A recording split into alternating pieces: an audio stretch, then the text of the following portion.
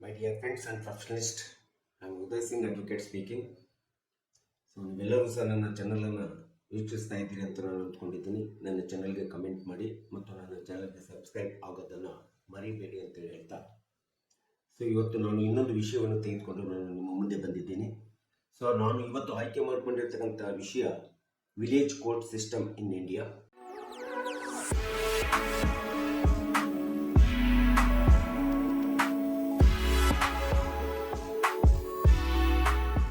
ಗ್ರಾಮ ನ್ಯಾಯಾಲಯಗಳ ಕಾಯ್ದೆ 2008 ಮತ್ತು 2009ರಲ್ಲಿ ಜಾರಿಗೊಂಡಿರುವಂಥದ್ದು. ಸೊ ಇದ್ರ ಬಗ್ಗೆ ಈ ವಿಡಿಯೋ ಮೂಲಕ ಒಂದಿಷ್ಟು ಸಂಕ್ಷಿಪ್ತವಾದಂಥ ವಿವರಣೆಯನ್ನು ಹೇಳಲಿಕ್ಕೆ ಇಷ್ಟಪಡ್ತಾ ಇದ್ದೀನಿ. ಸೊ ಭಾರತ ದೇಶ ಒಂದು ಅತಿ ದೊಡ್ಡದಾಗಿರ್ತಕ್ಕಂಥ ಪ್ರಜಾಪ್ರಭುತ್ವ ರಾಷ್ಟ್ರ.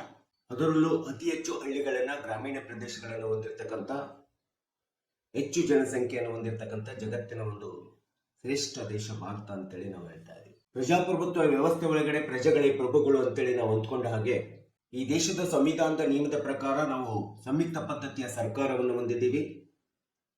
ಈ ಸಂಯುಕ್ತ ಪದ್ಧತಿಯ ಸರ್ಕಾರದ ಪ್ರಕಾರ ಅಧಿಕಾರಗಳ ಹಂಚಿಕೆ ಎಂಬತಕ್ಕಂಥದ್ದು ಕೇಂದ್ರ ಮತ್ತು ರಾಜ್ಯ ಸರ್ಕಾರಗಳಲ್ಲಿ ಹಂಚಿಕೆ ಆಗಿರ್ತಕ್ಕಂಥದ್ದನ್ನ ನಾವು ನೋಡ್ತಾ ಇದ್ದೀವಿ. ಸೊ ಈ ಒಂದು ಹಿನ್ನೆಲೆಯನ್ನು ನೋಡ್ತಾ ಹೋದ್ರೆ, ಈ ದೇಶದ ಸಂವಿಧಾನದ ಪರಿಚ್ಛೇದ ವಿಧಿ 39 ಕ್ಲಾಸ್ ಎ ಪ್ರಕಾರ ಪ್ರತಿಯೊಬ್ಬ ಗ್ರಾಮೀಣ ಜನತೆಗೆ ಸಾಮಾಜಿಕವಾಗಿರ್ತಕ್ಕಂಥ, ಆರ್ಥಿಕವಾಗಿರ್ತಕ್ಕಂಥ, ರಾಜಕೀಯವಾಗಿರ್ತಕ್ಕಂಥ, ಆಡಳಿತಾತ್ಮಕವಾದಂಥ ನ್ಯಾಯ ದೊರಕಿಸಬೇಕು ಎಂಬತಕ್ಕಂಥ ಸದುದ್ದೇಶವನ್ನು ಹೊಂದಿಬಿಟ್ಟು ಇವತ್ತು 2008 ಮತ್ತು 2009ರಲ್ಲಿ ಅಂದಿನ ಕೇಂದ್ರ ಸರ್ಕಾರಗಳು ಅಥವಾ ಕೇಂದ್ರ ಸರ್ಕಾರ ಆಡಳಿತದಲ್ಲಿದ್ದಂಥ ಕೇಂದ್ರ ಸರ್ಕಾರ ಈ ಒಂದು ಗ್ರಾಮ ನ್ಯಾಯಾಲಯ ಕಾಯ್ದೆಯನ್ನು ಜಾರಿಗೆ ತಂದಿರ್ತಕ್ಕಂಥದ್ದನ್ನು ನಾವು ನೋಡ್ತಾ ಇದ್ದೀವಿ. ಈ ಮೇಲಿನ ಸದುದ್ದೇಶದಿಂದ ಕನಿಷ್ಠ ಸಾಮಾನ್ಯ ಒಬ್ಬ ಜನನಿಗೆ, ಸಾಮಾನ್ಯ ಪ್ರಜೆಗೆ ನ್ಯಾಯವನ್ನು ದೊರಕಿಸಬೇಕು, ನ್ಯಾಯವನ್ನು ಸಿಗಬೇಕು ಎಂಬತಕ್ಕಂಥ ಹಿನ್ನೆಲೆಯನ್ನು ಇಟ್ಕೊಂಡು ನ್ಯಾಯ ಪಂಚಾಯಿತಿಗಳು ಜಾರಿಗೆ ಹೊಂದಿದ್ದಾವೆ ಅಥವಾ ಗ್ರಾಮ ನ್ಯಾಯಾಲಯಗಳ ಸ್ಥಾಪನೆಗೆ ಸರ್ಕಾರಗಳು ಮುಂದಾಗಿರ್ತಕ್ಕಂಥದ್ದನ್ನು ನಾವು ನೋಡ್ತಾ ಇದ್ದೀವಿ. ಭಾರತದ ಪ್ರಾಚೀನ ಭಾರತವನ್ನು ನಾವು ನೋಡ್ತಾ ಹೋದ್ರೆ, ನಮ್ಮದು ಈಗಾಗಲೇ ಹೇಳಿರೋ ಪ್ರಕಾರ ಅತಿ ಹೆಚ್ಚು ಹಳ್ಳಿಗಳಿಂದ ಕೂಡಿರ್ತಕ್ಕಂಥ ದೇಶ. ಮೊದಲಿನ ದಿನಗಳಲ್ಲಿ ಯಾವುದೇ ವಿಧವಾದಂಥ ವಿವಾದಗಳು ಅಥವಾ ಜಗಳಗಳು ಅಥವಾ ಯಾವುದೇ ಸಮಸ್ಯೆಗಳು ಹಳ್ಳಿಯ ಗ್ರಾಮೀಣ ಜನರಲ್ಲಿ ಉದ್ಭವಿಸಿದಂಥ ಸಂದರ್ಭದಲ್ಲಿ ಆಯಾ ಗ್ರಾಮೀಣ ಜನತೆಯ ಹಿರಿಯರು ಮತ್ತು ಗ್ರಾಮದಲ್ಲಿರ್ತಕ್ಕಂಥ ಪಂಚರು ಸೇರ್ಕೊಂಡ್ಬಿಟ್ಟು ಹಳ್ಳಿಯ ಜನರ ಸಮಸ್ಯೆಗಳನ್ನು ಬಗೆಹರಿಸತಕ್ಕಂಥ ಒಂದು ವ್ಯವಸ್ಥೆ ಹಳ್ಳಿ ಪಂಚಾಯಿತಿ ಅಂತೇಳಿ ಏನು ಹೇಳ್ತಿದ್ವರ, ಇವತ್ತಿಗೂ ಸಹ ಹಳ್ಳಿ ಪಂಚಾಯಿತಿ ಕಟ್ಟೆ ಎಂಬತಕ್ಕಂಥ ಪ್ರತೀತಿ ಇವತ್ತಿಗೂ ನಮ್ಮ ದೇಶದಲ್ಲಿ ಇಂದಿಗೂ ಇದೆ. ಸೊ ಇಂದಿನ ದಿನಗಳಲ್ಲಿ ಹಳ್ಳಿಯಲ್ಲಿರ್ತಕ್ಕಂಥ, ಗ್ರಾಮದಲ್ಲಿರ್ತಕ್ಕಂಥ ಆಯ್ಕೆಗೊಂಡಿರ್ತಕ್ಕಂಥ ಗ್ರಾಮದ ಚೇರ್ಮನ್ ಇರ್ಬೋದು ಮತ್ತು ಸದಸ್ಯರುಗಳಿರ್ಬೋದು, ಇವರೆಲ್ಲರುಗಳು ಸೇರಿಕೊಂಡು ಗ್ರಾಮೀಣ ಮಟ್ಟದಲ್ಲಿ ಉದ್ಭವಿಸಿರ್ತಕ್ಕಂಥ ಯಾವುದೇ ವಿಧವಾದಂಥ ಜಗಳಗಳು, ವೈಮನಸ್ಸುಗಳು, ಮೊಕದ್ದಮೆಗಳು ಬಂದಂಥ ಸಂದರ್ಭದಲ್ಲಿ ಸೊ ಇವರೆಲ್ಲರುಗಳು ಸೇರಿಕೊಂಡು ಅಂದಿನ ದಿನಗಳಲ್ಲಿ ಗ್ರಾಮೀಣ ಮಟ್ಟದ ನ್ಯಾಯಾಂಗ ವ್ಯವಸ್ಥೆ, ನ್ಯಾಯ ನಿರ್ಧಾರವನ್ನು ಕೊಡ್ತಕ್ಕಂಥ ವ್ಯವಸ್ಥೆ ನಾವು ಇವತ್ತಿಗೂ ಸಹ ನಮ್ಮ ಹಳ್ಳಿಗಳಲ್ಲಿ, ಕೆಲವೊಂದು ಹಳ್ಳಿಗಳಲ್ಲಿ ಪ್ರತೀತಿಯಾಗಿ ಉಳಿದಿರ್ತಕ್ಕಂಥದ್ದು ನಾವು ನೋಡ್ತಾ ಇದ್ದೀವಿ. ಹೀಗೆ ಊರಿನ ಹಿರಿಯರ ಪಂಚರ ಮೂಲಕ ಪ್ರಾರಂಭಗೊಂಡಿರ್ತಕ್ಕಂಥ ಒಂದು ಗ್ರಾಮ ನ್ಯಾಯಾಲಯಗಳ ವ್ಯವಸ್ಥೆ ಎಂಬತಕ್ಕಂಥದ್ದು ಏನಿದೆಯಲ್ಲ, ಈ ಒಂದು ವ್ಯವಸ್ಥೆ ಇವತ್ತಿನ ದಿನಗಳಲ್ಲಿ ನಾವು ಅದನ್ನ ಆಧುನಿಕವಾಗಿ ಪರಿವರ್ತನೆ ಮಾಡಿದ್ದೀವಿ. ಅವುಗಳನ್ನ ನಾವಿವತ್ತು ಪಂಚಾಯತ್ ರಾಜ್ ಇನ್ಸ್ಟಿಟ್ಯೂಷನ್ ಅಂತೇಳಿ, ಸ್ಥಳೀಯ ಸರ್ಕಾರಗಳು ಅಂತೇಳಿ ನಿರ್ಮಾಣ ಮಾಡಿಕೊಂಡು ಆ ಪಂಚಾಯತ್ ರಾಜ್ ಇನ್ಸ್ಟಿಟ್ಯೂಷನ್ ಮೂಲಕ ಇವತ್ತು ಗ್ರಾಮೀಣ ಪ್ರದೇಶದಲ್ಲಿ ಬರ್ತಕ್ಕಂಥ ಸಾಮಾಜಿಕ, ಆರ್ಥಿಕ, ರಾಜಕೀಯ ಮತ್ತು ಆಡಳಿತಾತ್ಮಕವಾದಂಥ ನ್ಯಾಯ ವ್ಯವಸ್ಥೆಯನ್ನು ಇವತ್ತು ಗ್ರಾಮ ಪಂಚಾಯತ್ಗಳ ಮೂಲಕ ಇವತ್ತು ಗ್ರಾಮೀಣ ಜನರಿಗೆ ಕೊಡ್ತಾ ಇರ್ತಕ್ಕಂಥದ್ದನ್ನು ನಾವು ನೋಡ್ತೇವೆ. ಈಗಾಗಲೇ ನಮಗೆ ಗೊತ್ತಿರೋ ಹಾಗೆ 1950 ಜನವರಿ 26ರಂದು ಈ ದೇಶದಲ್ಲಿ ಸಂವಿಧಾನ ಅಸ್ತಿತ್ವಕ್ಕೆ ಬಂತು. ಸಂವಿಧಾನ ಜೊತೆಗೆ ಈ ದೇಶದ ಸರ್ವೋಚ್ಚ ನ್ಯಾಯಾಲಯ ಜಾರಿಗೊಂಡಿರ್ತಕ್ಕಂಥದ್ದನ್ನು ನಾವು ನೋಡ್ತೀವಿ, ಅಸ್ತಿತ್ವಕ್ಕೆ ಬಂದಿರ್ತಕ್ಕಂಥದ್ದು ನಾವು ನೋಡ್ತೀವಿ. ಹೀಗೆ ಸರ್ವೋಚ್ಚ ನ್ಯಾಯಾಲಯ ಸ್ಥಾಪನೆಗೊಂಡು ಇಡೀ ದೇಶದ ನ್ಯಾಯಾಂಗ ವ್ಯವಸ್ಥೆಯ ನಿರ್ವಹಣೆಗಾಗಿ ಸ್ವತಂತ್ರವಾದಂಥ ಸ್ವಾಯತ್ತತೆ ಅಧಿಕಾರವನ್ನು ನಾವು ಸರ್ವೋಚ್ಚ ನ್ಯಾಯಾಲಯಕ್ಕೆ ಕೊಟ್ಟಿದ್ದೀವಿ. ಅದರ ಜೊತೆಗೆ ಹೈಕೋರ್ಟ್ಗಳು ಪ್ರಾರಂಭ ಆಗಿದ್ದಾವೆ. ಹಾಗೆ ಹೈಕೋರ್ಟ್ಗಳ ಅಧೀನದಲ್ಲಿ ಸಬಾರ್ಡಿನೇಟ್ ಕೋರ್ಟ್ಸ್ಗಳನ್ನು ಮಾಡಿಕೊಂಡು ಜಿಲ್ಲಾ ನ್ಯಾಯಾಲಯ, ತಾಲೂಕು ನ್ಯಾಯಾಲಯ ಮತ್ತು ರೆವಿನ್ಯೂ ಕೋರ್ಟ್ಸ್ಗಳನ್ನು ಸಹ ನಾವು ಮಾಡ್ಕೊಂಡ್ಬಿಟ್ಟು ಇವತ್ತು ನ್ಯಾಯದಾನವನ್ನು ಕೊಡ್ತಾ ಇರ್ತಕ್ಕಂಥದ್ದನ್ನು ನಾವು ನೋಡ್ತಾ ಇದ್ದೀವಿ. ಆದರೆ ಗ್ರಾಮೀಣ ಮಟ್ಟದ ಜನರಿಗೆ ಇನ್ನೂ ಸಹ ಸಮರ್ಥವಾದಂಥ ನ್ಯಾಯಾಂಗ ವ್ಯವಸ್ಥೆಯ ನ್ಯಾಯ ನಿರ್ಣಯ, ನ್ಯಾಯದಾನ ಸಿಗಬೇಕು ಎಂಬತಕ್ಕಂಥ ಹಿನ್ನೆಲೆಯನ್ನು ಇಟ್ಕೊಂಡು ಇವತ್ತು ಗ್ರಾಮೀಣ ನ್ಯಾಯಾಲಯಗಳನ್ನು ಸ್ಥಾಪನೆ ಮಾಡಲಿಕ್ಕೆ 2008 ಮತ್ತು 2009ರಲ್ಲಿ ಈ ಒಂದು ಸರ್ಕಾರಗಳು ನಿರ್ಣಯ ತೆಗೆದುಕೊಂಡಿರ್ತಕ್ಕಂಥದ್ದು ಒಂದು ಉತ್ತಮ ಬೆಳವಣಿಗೆ ಅಂತೇಳಿ ನಾವು ಹೇಳಬೇಕಾಗುತ್ತೆ.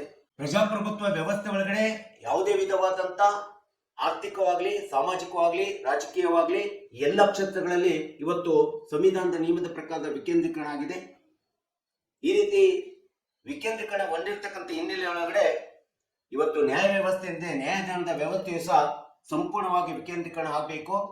ಗ್ರಾಮೀಣ ಮಟ್ಟದಲ್ಲಿರ್ತಕ್ಕಂಥ ಕನಿಷ್ಠ ಪ್ರಜೆಗೆ, ಒಬ್ಬ ಸಾಮಾನ್ಯ ಪ್ರಜೆಗೂ ಸಹ ಅಥವಾ ಸಾಮಾನ್ಯ ಪ್ರಜೆಯ ಮನೆ ಬಾಗಿಲಿಗೆ ನ್ಯಾಯವನ್ನು ಸಿಗಬೇಕು, ನ್ಯಾಯ ಹೋಗಬೇಕು ಎಂಬತಕ್ಕಂಥ ಹಿನ್ನೆಲೆಯನ್ನು ಇಟ್ಕೊಂಡು 2008 ಮತ್ತು 2009ರಲ್ಲಿ ಈ ಗ್ರಾಮೀಣ ನ್ಯಾಯಾಲಯಗಳ ಸ್ಥಾಪನೆಗೆ ಕೇಂದ್ರ ಸರ್ಕಾರ, ಅಂದಿನ ಕೇಂದ್ರ ಸರ್ಕಾರ ಮುಂದಾಗಿರ್ತಕ್ಕಂಥದ್ದನ್ನು ನಾವು ಶ್ಲಾಘನೀಯ ಅಂತೇಳಿ ಹೇಳಬೇಕಾಗುತ್ತೆ. ಈ ಒಂದು ಹಿನ್ನೆಲೆಯನ್ನು ಇಟ್ಕೊಂಡು ಗ್ರಾಮ ನ್ಯಾಯಾಲಯಗಳ ಕಾಯ್ದೆ ಜಾರಿಗೆ ತಂದಿದೆ ಅಂತೇಳಿ ನಾವು ಪರಿಗಣಿಸಬೇಕಾಗುತ್ತೆ. 2008 ಮತ್ತು 2009ರ ಗ್ರಾಮ ನ್ಯಾಯಾಲಯಗಳ ಕಾಯ್ದೆಯ ಪ್ರಕಾರ ಈಗಾಗಲೇ ದೇಶದೊಳಗಡೆ ಸುಮಾರು 15 ರಾಜ್ಯಗಳಲ್ಲಿ 456 ಗ್ರಾಮ ನ್ಯಾಯಾಲಯಗಳು ಕಾರ್ಯನಿರ್ವಹಣೆ ಆಗ್ತಿದ್ದಾವೆ ಮತ್ತು ಜಾರಿಗೊಂಡಿರ್ತಕ್ಕಂಥದ್ದು ನಾವು ಕಾಣ್ತಿದ್ದೀವಿ. ಹೀಗೆ ಕರ್ನಾಟಕ ಸರ್ಕಾರವು ಸಹ 2023ರಲ್ಲಿ ಅಧಿಕಾರಕ್ಕೆ ಬಂದಿರತಕ್ಕಂಥ ಕರ್ನಾಟಕ ಸರ್ಕಾರ, ಪ್ರಸ್ತುತ ಕರ್ನಾಟಕ ಸರ್ಕಾರ, ಕಾಂಗ್ರೆಸ್ ಸರ್ಕಾರ ಇವತ್ತು 2023 ಮತ್ತು 2024ರಲ್ಲಿ ಈ ರೀತಿಯಾದಂಥ ಕರ್ನಾಟಕದ ರಾಜ್ಯದೊಳಗಡೆ ಗ್ರಾಮೀಣ ನ್ಯಾಯಾಲಯಗಳ ಸ್ಥಾಪನೆಯನ್ನು ಜಾರಿಗೊಳಿಸಲಿಕ್ಕೋಸ್ಕರ ಸರ್ಕಾರ ಅಧಿಸೂಚನೆಯನ್ನು ಹೊರಡಿಸಿದೆ ಮತ್ತು ಸರ್ಕಾರದ ಕಾನೂನು ಸಚಿವರು ಇವತ್ತಿನ ದಿನ ಈ ಒಂದು ಗ್ರಾಮೀಣ ನ್ಯಾಯಾಲಯಗಳ ಸ್ಥಾಪನೆಗಾಗಿ 100 ಕೋಟಿ ಆರ್ಥಿಕ ಸಹಾಯದ ಯೋಜನೆಯನ್ನು ಸಹ ಜಾರಿಗೊಳಿಸಿರ್ತಕ್ಕಂಥದ್ದನ್ನು ನಾವು ಇವತ್ತು ಶ್ಲಾಘನೀಯ ಮಾಡಬೇಕಾಗುತ್ತೆ. ಯಾಕೆಂದ್ರೆ ಇಂಥ ಒಂದು ಗ್ರಾಮೀಣ ಮಟ್ಟದಲ್ಲಿ ಒಂದು ಗ್ರಾಮ ನ್ಯಾಯಾಲಯಗಳು ಸ್ಥಾಪನೆಗೊಳ್ಳೋದ್ರಿಂದ ಗ್ರಾಮೀಣ ಜನತೆಯಲ್ಲಿ ಉದ್ಭವಿಸಿರ್ತಕ್ಕಂಥ ಯಾವುದೇ ಸಮಸ್ಯೆಗಳಿರ್ಬೋದು, ಅದು ಸಿವಿಲ್ ಕೇಸಸ್ ಇರ್ಬೋದು, ಕ್ರಿಮಿನಲ್ ಕೇಸಸ್ ಇರ್ಬೋದು, ದಿವಾಣಿ ಮತ್ತು ಫೌಜದಾರಿ ಎಲ್ಲ ಮೊಕದ್ದಮೆಗಳನ್ನು ಗ್ರಾಮೀಣ ನ್ಯಾಯಾಲಯಗಳ ಮೂಲಕ ಅಲ್ಲಿ ವಿಚಾರಣೆಯನ್ನು ನಡೆಸಿ, ಕೋರ್ಟ್ ಪ್ರೊಸೀಡಿಂಗ್ಸ್ ಅನ್ನು ನಡೆಸಿ ಆ ಒಂದು ಗ್ರಾಮೀಣ ಜನತೆಗೆ ತಮ್ಮ ಬಾಗಿಲಿಗೆ ನ್ಯಾಯವನ್ನು ದೊರಕಿಸತಕ್ಕಂಥ ಸದುದ್ದೇಶವನ್ನ ಇವತ್ತು ಗ್ರಾಮ ನ್ಯಾಯಾಲಯಗಳ ಸ್ಥಾಪನೆ ಹೊಂದಿದೆ ಅಂತೇಳಿ ನಾವು ಹೇಳಬೇಕಾಗುತ್ತೆ. ಇಂಥ ಒಂದು ಗ್ರಾಮ ನ್ಯಾಯಾಲಯಗಳು ಸ್ಥಾಪನೆಗೊಂಡಂತ ಸಂದರ್ಭದಲ್ಲಿ ಪ್ರತಿಯೊಂದು ಹಳ್ಳಿಯಲ್ಲೂ ಸಹ ಆ ಒಂದು ಗ್ರಾಮ ನ್ಯಾಯಾಲಯಕ್ಕೆ ಫಸ್ಟ್ ಗ್ರೇಡ್ ಮ್ಯಾಜಿಸ್ಟ್ರೇಟ್, ಮೊದಲನೇ ದರ್ಜೆಯ ನ್ಯಾಯಾಧೀಶರನ್ನು ನೇಮಿಸಲಾಗ್ತದೆ. ಇವರು ನ್ಯಾಯಾಧೀಶರುಗಳು ಆ ಒಂದು ಗ್ರಾಮೀಣ ಜನತೆಯ ಸಮಸ್ಯೆಗಳಿಗೆ ಒಂದು ನ್ಯಾಯಾಂಗ ವಿಚಾರಣೆಯನ್ನು ಕೈಗೊಂಡು ಅವರ ಮನೆ ಬಾಗಿಲಿಗೆ ನ್ಯಾಯ ನಿರ್ಣಯವನ್ನು, ನ್ಯಾಯ ನಿರ್ಧಾರವನ್ನು ತಲುಪಿಸುವಂತ ಸೇವೆ ಕೆಲಸವನ್ನು ಮಾಡುವಂತ ಒಂದು ಗುರುತರವಾದಂಥ ಜವಾಬ್ದಾರಿ ಗ್ರಾಮೀಣ ನ್ಯಾಯಾಲಯಗಳಿಗೆ ಮತ್ತು ನ್ಯಾಯಾಧೀಶರಿಗೆ ಇರ್ತಕ್ಕಂಥದ್ದನ್ನು ನಾವಿಲ್ಲಿ ನೋಡ್ತೇವೆ. ಈ ರೀತಿಯಾದಂಥ ಗ್ರಾಮೀಣ ನ್ಯಾಯಾಲಯಗಳ ಸ್ಥಾಪನೆ ಜೊತೆಗೆ ಪ್ರತಿಯೊಂದು ಗ್ರಾಮೀಣದಲ್ಲೂ ಸಹ ಒಂದು ಪೊಲೀಸ್ ಸ್ಟೇಷನ್ಸ್ಗಳನ್ನು ಸ್ಥಾಪನೆ ಮಾಡಲಾಗ್ತದೆ.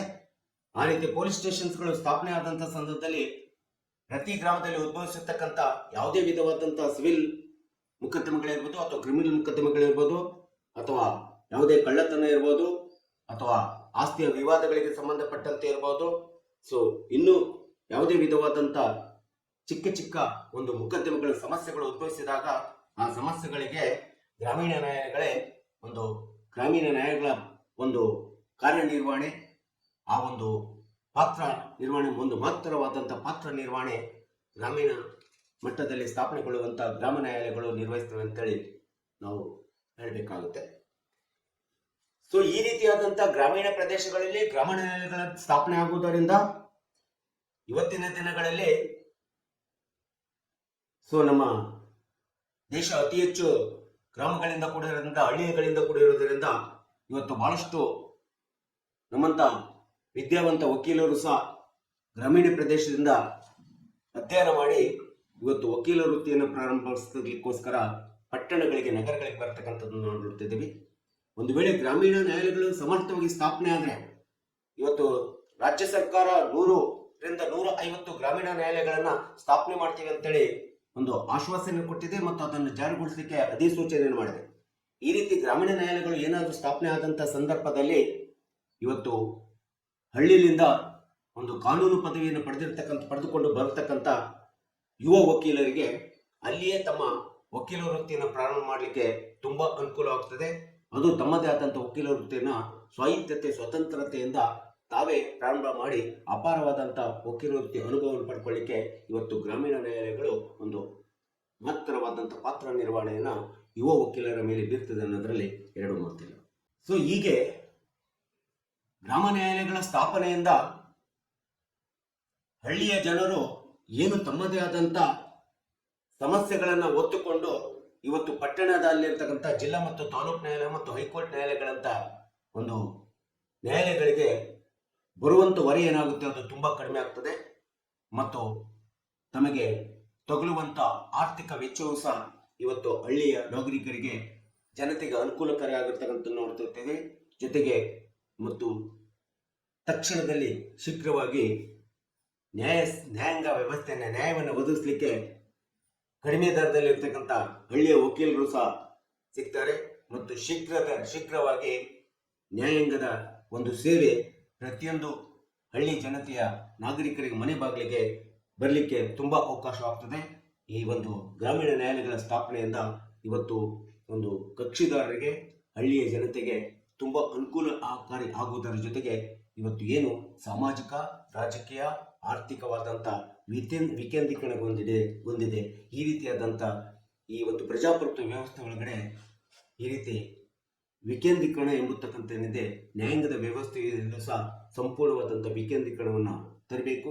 ಈ ರೀತಿ ಅಧಿಕಾರ ಅಥವಾ ಯಾವುದೇ ವಿಧವಾದಂಥ ಅಧಿಕಾರವಿರಲಿ, ನ್ಯಾಯವಿರಲಿ, ರಾಜಕೀಯ ಇರಲಿ, ಸಾಮಾಜಿಕವಿರಲಿ, ಆರ್ಥಿಕವಾಗಿ ಯಾವಾಗ ವಿಕೇಂದ್ರೀಕರಣ ಆಗ್ತದೆ ಆ ರೀತಿ ವಿಕೇಂದ್ರೀಕರಣ ಆದಾಗ ಒಂದಿಷ್ಟು ಸಮರ್ಥವಾದಂಥ ನ್ಯಾಯವನ್ನು ಹಳ್ಳಿ ಜನತೆಗೆ ಕೊಡಲಿಕ್ಕೆ ಸಾಧ್ಯ ಎಂಬತಕ್ಕಂಥ ಸದುದ್ದೇಶವನ್ನು ಇಟ್ಕೊಂಡು ಇವತ್ತು 2008 ಮತ್ತು 2009ರಲ್ಲಿ ಜಾರಿಗೊಂಡಿರ್ತಕ್ಕಂಥ ಗ್ರಾಮ ನ್ಯಾಯಾಲಯಗಳ ಸ್ಥಾಪನೆಯ ಕಾಯ್ದೆ ಒಂದು ಮಾತ್ರವಾದಂಥ ಪಾತ್ರ ನಿರ್ವಹಣೆಯನ್ನು ಇವತ್ತು ನಮ್ಮ ದೇಶದ ಪ್ರಜಾಪ್ರಭುತ್ವ ವ್ಯವಸ್ಥೆಯಲ್ಲಿ ನಿರ್ವಹಣೆ ಆಗ್ತದೆ ಎಂಬುದರಲ್ಲಿ ಎರಡಿಲ್ಲ ಎಂಬತಕ್ಕಂಥ ಒಂದು ವಿಷಯವನ್ನು ಹೇಳ್ತಾ, ಸೊ ಈ ಒಂದು ವಿಷಯ ಮತ್ತು ನನ್ನ ಚಾನಲಿಗೆ ನೀವು ಇಷ್ಟಪಟ್ಟಿದ್ದರೆ, ನನ್ನ ವಿಡಿಯೋ ಇಷ್ಟ ಆಗಿದ್ದರೆ ದಯವಿಟ್ಟು ನೀವು ಕಮೆಂಟ್ ಮಾಡಿ ಮತ್ತು ನನ್ನ ವಿಡಿಯೋಗೆ ಸಬ್ಸ್ಕ್ರೈಬ್ ಆಗೋದನ್ನು ಮರೆಯಬೇಡಿ ಅಂತ ಹೇಳ್ತಾ, ಸೊ ಇವತ್ತಿನ ವಿಷಯವನ್ನು ಇಲ್ಲಿಗೆ ವಿರಾಮವನ್ನು ಹೇಳ್ತೀನಿ.